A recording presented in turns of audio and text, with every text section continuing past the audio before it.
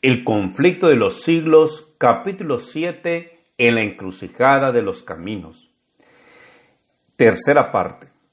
El encargado de la venta de indulgencias en Alemania, un monje llamado Tetzel, era reconocido como el culpable de haber cometido las más viles ofensas contra la sociedad y contra la ley de Dios. Pero habiendo escapado del castigo que mencionaran sus crímenes, recibió el encargo de propagar los planes mercantiles y nada escrupulosos del Papa. Con atroz cinismo divulgaba las mentiras más desvergonzadas y contaba leyendas maravillosas para engañar al pueblo ignorante, crédulo y supersticioso. Si hubiese tenido la Biblia, no se habría dejado engañar, pero para poderlo sujetar bajo el dominio del papado y para acrecentar el poderío y los tesoros de los ambiciosos jefes de la Iglesia, se le había privado de la Escritura. Cuando entraba Tetzel en una ciudad, iba delante de él un mensajero gritando: «La gracia de Dios y la del Padre Santo están a las puertas de la ciudad». Y el pueblo recibía al blasfemo usurpador como si hubiese sido el mismo Dios que hubiera descendido del cielo. El infame tráfico se establecía en la iglesia, y Tetzel ponderaba las indulgencias desde el púlpito como si hubiesen sido el más piadoso don de Dios. Declaraba que en virtud de los certificados de perdón que ofrecía, quedábanle perdonados al que comprara las indulgencias, aun aquellos pecados que desease cometer después, y que ni aun el arrepentimiento era necesario. Hasta aseguraba a sus oyentes que las indulgencias tenían poder para salvar no solo a los vivos, sino también a los muertos, y que en el instante en que las monedas resonaran al caer en el fondo del cofre, el alma por la cual se hacía el pago escaparía del purgatorio y se dirigiría al cielo. Cuando Simón el mago intentó comprar a los apóstoles el poder de hacer milagros, Pedro le respondió: «Tu dinero perezca contigo, que piensas que el don de Dios se gane por dinero». Hechos 8:20. Pero millares de personas aceptaban ávidamente el ofrecimiento de Tetzel. Sus arcas se llenaron de oro y plata.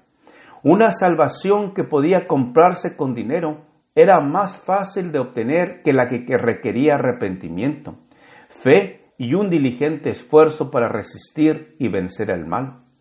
La doctrina de las indulgencias había encontrado opositores entre hombres instruidos y piadosos del seno mismo de la Iglesia de Roma, y eran muchos los que no tenían fe en acertos tan contrarios a la razón y a las Escrituras.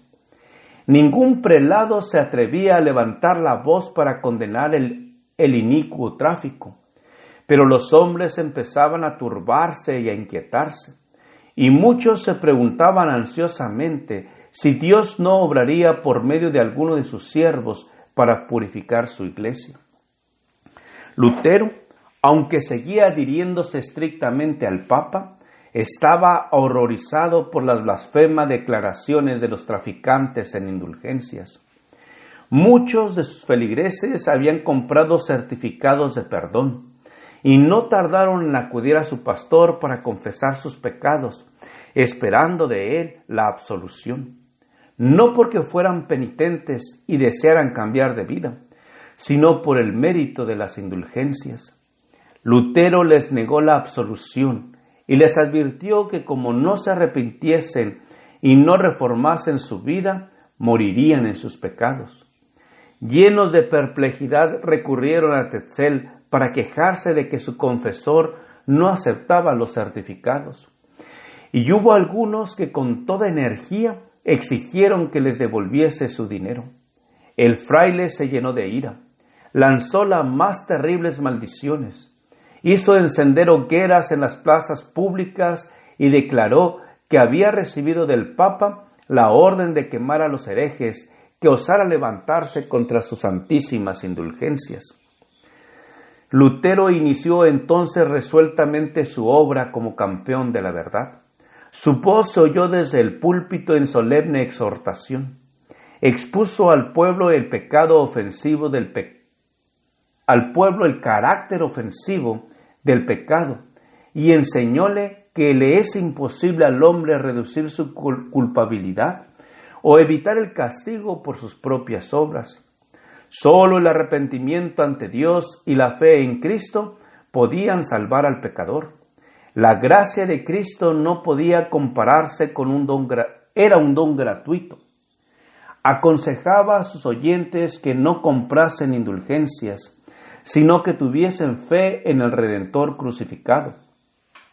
Refería su dolorosa experiencia personal, diciéndoles que en vano había intentado por medio de la humillación y de las mortificaciones del cuerpo asegurar su salvación.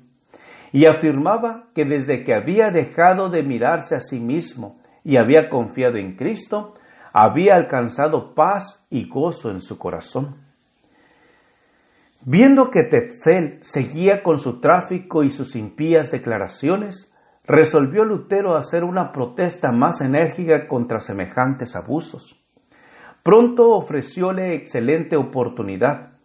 La iglesia del castillo de Wittenberg era dueña de muchas reliquias que se exhibían al pueblo en ciertos días festivos, en ocasión de los cuales se concedía plena remisión de pecados a los que visitasen la iglesia e hiciesen confesión de sus culpas. De acuerdo con esto, el pueblo acudía en masa a aquel lugar, una de tales oportunidades, y de las más importantes, por cierto, se acercaba, la fiesta de todos los santos. La víspera, Lutero, uniéndose a las muchedumbres que iban a la iglesia, fijó en las puertas del templo un papel que contenía 95 proposiciones contra la doctrina de las indulgencias. Declaraba además que estaba listo para defender aquellas tesis al día siguiente en la universidad, contra cualquiera que quisiera rebatirlas. Estas proposiciones atrajeron la atención general. Fueron leídas y vueltas a leer y se repetían por todas partes. Fue muy intensa la excitación que produjeron en la universidad y en toda la ciudad. Demostraban que jamás se había otorgado al Papa ni a hombre alguno el poder de perdonar los pecados y de redimir el castigo consiguiente. Todo ello no era sino una farsa, un artificio para ganar dinero, valiéndose de las supersticiones del pueblo, un invento de Satanás para destruir las almas de todos los que confiasen en tan necias mentiras. Se probaba además con toda evidencia que el Evangelio de Cristo es el tesoro más valioso de la Iglesia y que la gracia de Dios revelada en él se otorga de balde a los que buscan por medio del arrepentimiento y de la fe. Las tesis de Lutero desafiaban a discutir, pero nadie osó aceptar el reto. Las proposiciones hechas por él se esparcieron luego por toda Alemania y en pocas semanas se difundieron por todos los dominios de la cristiandad. Muchos devotos romanistas que habían visto y lamentado las terribles iniquidades que prevalecían en la iglesia, pero que no sabían qué hacer para detener su desarrollo, leyeron las proposiciones de Lutero con profundo regocijo, reconociendo en ellas la voz de Dios. Les pareció que el Señor extendía su mano misericordiosa para detener el rápido avance de la marejada de corrupción que procedía de la sede de Roma. Los príncipes y los magistrados se alegraron secretamente de que iba a ponerse un dique al arrogante poder que negaba todo derecho de apelar sus decisiones. Gracias por escuchar este audio. Te invito a escuchar la siguiente parte. Jehová te bendiga y te guarde. Con aprecio, Pastor Juan Manuel Flores Espinosa.